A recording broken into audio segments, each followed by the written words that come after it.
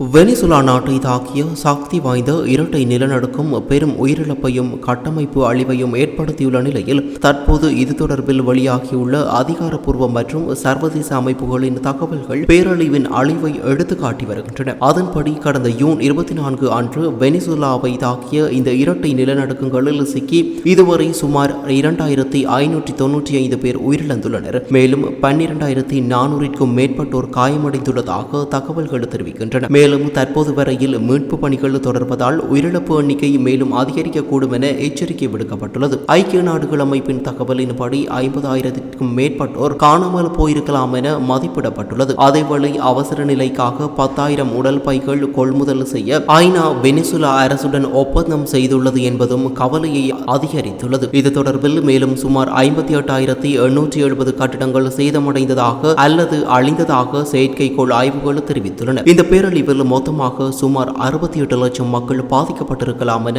ஐநா மதிப்பீடு செய்துள்ளது. வெனிசுலாவில் இடம்பெற்று வரும் மீட்பு நடவடிக்கைகளின் போது பல நெகிழ்ச்சியான சம்பவங்கள் பதிவாகியுள்ளன. அதன்படி கர்ப்பிணி பெண்ணொருவர் இடிபாடுகளில் சிக்கிய நிலையில் மீட்கப்பட்டு அங்கேயே குழந்தை பிறந்ததாக தகவல் வெளியாகியுள்ளது. மேலும் தாய் மற்றும் குழந்தை பிறந்து 18 நாட்களின் பின் இருவரும் உயிருடன் மீட்கப்பட்ட சம்பவம் பலருக்கும் நெகிழ்ச்சியை ஏற்படுத்தியுள்ளது. அதேபோல் வெனிசுலாவில் கட்டிட இடிபாடுகளுக்குள் 8 நாட்களாக சிக்கியிருந்த நபர் ஒருவர் உயிருடன் மீட்கப்பட்டுள்ளார். ஹெர்னான்கில் என்ற அவரை 140 தொன் எடையுள்ள இடிபாடுகளுக்குள் அடியிலிருந்து மீட்பு பணியாளர்கள் வெற்றிகரமாக மீட்டுள்ளனர். அத்துடன் 3 வயது குழந்தையொன்றும் 6 நாட்களுக்கு பிறகு இடிபாடுகளில் இருந்து உயிருடன் மீட்கப்பட்டதாக மீட்பு குழுக்கள் தெரிவித்துள்ளன. எனினும் ஒரே குடும்பத்தைச் சேர்ந்த 5 இடிபாடுகளில் சிக்கி உயிரிழந்ததாக கூறப்படும் வீடியோக்கள் மற்றும் புகைப்படங்கள் சமூக வலைதளங்களில் வைரலாகி பெரும் சோகத்தை ஏற்படுத்தியுள்ளது. அதில் தாய், தந்தை மற்றும் 3 குழந்தைகள் ஒன்றாக ஒருவரை ஒருவர் அடைத்தபடி மீட்கப்பட்ட சம்பவம் மக்களை அதிர்ச்சியில் ஆழ்த்தியுள்ளன. அது மட்டுமின்றி இந்த கோர சம்பவத்தின் எதிரொலியாக பல பகுதிகளில் உணவு, குடிநீர், மருத்துவ உதவி தட்டுப்பாடும் நிலவி வருகின்றது. யுனிசெஃப் கணிப்பின்படி